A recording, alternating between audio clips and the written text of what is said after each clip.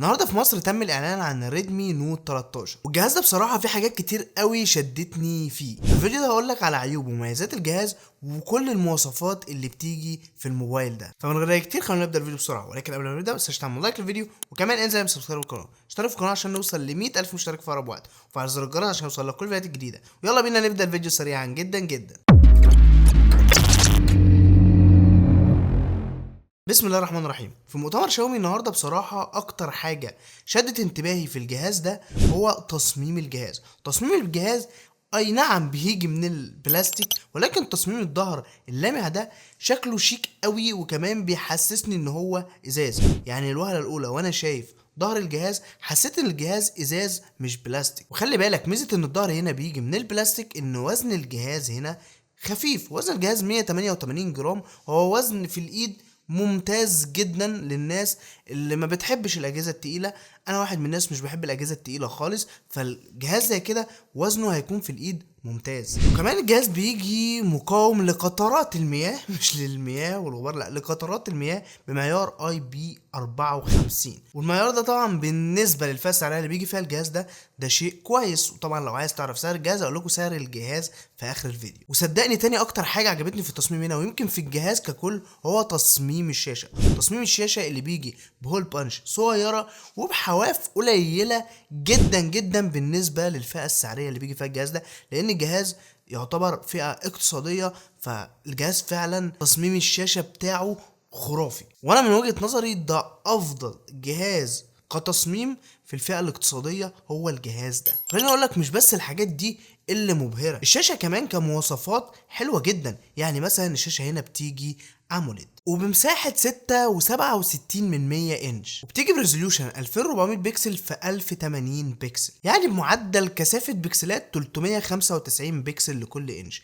وده معدل محترم ويحترم في الفئة السعرية دي، معدل ممتاز مش هتواجه معاه مشاكل، والمحتوى هيكون واضح الى حد كبير. المواصفات الجامده بقى تقف لحد كده؟ لا، لان الشاشه هنا بتيجي 120 هرتز مع طبقه حمايه من نوع كورنينج جوريلا جلاس 3. واكتر حاجه بقى ابهرتني اصلا في الشاشه هنا نسبه سطوع الشاشه، لان سطوع الشاشه هنا بيوصل ل 1800 شمعه، وده يعني حاجه خرافيه بالنسبه للفئه دي. بجد انا ما شفتش جهاز في الفئه دي بيوصل لسطوع اكتر اصلا من 1200 نتس. ففكره ان هو يوصل ل 1800 نتس فده شيء رهيب. في بقى موبايلات برضو بتيجي بشاشات قويه جدا وشاشات حلوه قوي، ولكن سماعات الاجهزه بتكون مونو، فتجربه مشاهده المحتوى ما بتبقاش افضل حاجه. ولكن بقى الريدمي نوت 13 بيجي بستيريو سبيكر، بيجي بسماعات ستيريو بتقدم تجربه صوتيات احلى كتير من اي جهاز مونو. فانا بصراحه اتبسطت جدا ان الجهاز هنا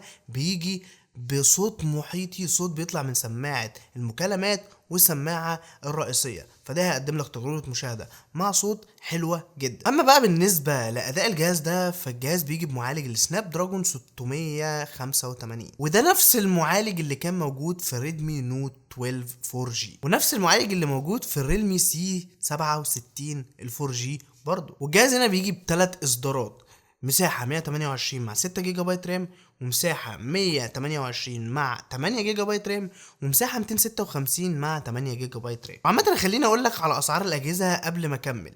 النسخة الاولى اللي هي 6 جيجا بايت رام مع 128 دي بتيجي بحوالي 9400 جنيه، اما النسخة الاعلى منها فب 10000 جنيه. اما بقى اخر نسخة ال 256 فبتيجي بحوالي 10800 جنيه. وكمان الجهاز هنا بيجي ببصمة مدمجة في الشاشة، وكمان تقدر تفتح الجهاز بالفيس انلوك اللي هو بيشوف صورتك او وشك او كده فالجهاز يفتح. فالجهاز فيه اكتر من طريقة حماية، ولكن انا بفضل البصمة المدمجة في الشاشة. فبصراحة كده من وجهة نظري الجهاز حتى الان متناسق مع بعضه. المعالج مش اقوى حاجة، ولكن بالنسبة للفئة السعرية هو كويس ومقبول الى حد كبير. اما بقى بالنسبة للكاميرات فالجهاز هنا بيجي بثلاث كاميرات، كاميرا اساسيه 108 ميجا بكسل، وكاميرا الترا وايد 8 ميجا بكسل، وكاميرا اخيره 2 ميجا بكسل دي خاصه بالماكرو، والكاميرا الاماميه بتيجي بدقه 16 ميجا بكسل. وكارقام وكصور شفناها طلعت من الجهاز ده، فالجهاز الى حد ما بيطلع صور معتدله، صور كويسه، صور منافسة جدا في الفئة السعرية دي. فبصراحة الجهاز حتى الآن ما خيبش ظني في أي حاجة. وحاجة مهمة جدا إن الجهاز ده فيه مدخل 3.5 مللي. في ناس كتير قوي بتحب مدخل 3.5 مللي وما بتقدرش تستغنى عنه حتى وقتنا هذا. فالجهاز ده هتقدر تشغل تحط سماعاتك في الجهاز عادي وتسمع اللي انت عايزه. والجهاز كمان بيجي ببطارية 5000 ملي امبير وبتشحن بسرعة 33 واط، وده شيء كويس برضو، شيء ممتاز في الفئة السعرية دي. وبالنسبة لألوان الجهاز فبيجي 4 ألوان: اسود، ازرق، اخضر، ذهبي. الاربع الوان دول هما اللي متوفرين في الاجهزه اللي بتنزل في مصر. خليني بقى في الاخر كده اقول لك ايه عيوب الجهاز دي، لان انا قعدت اكلمك عن مواصفات الجهاز وانت معرفتش ايه العيوب اللي موجوده في الجهاز ده.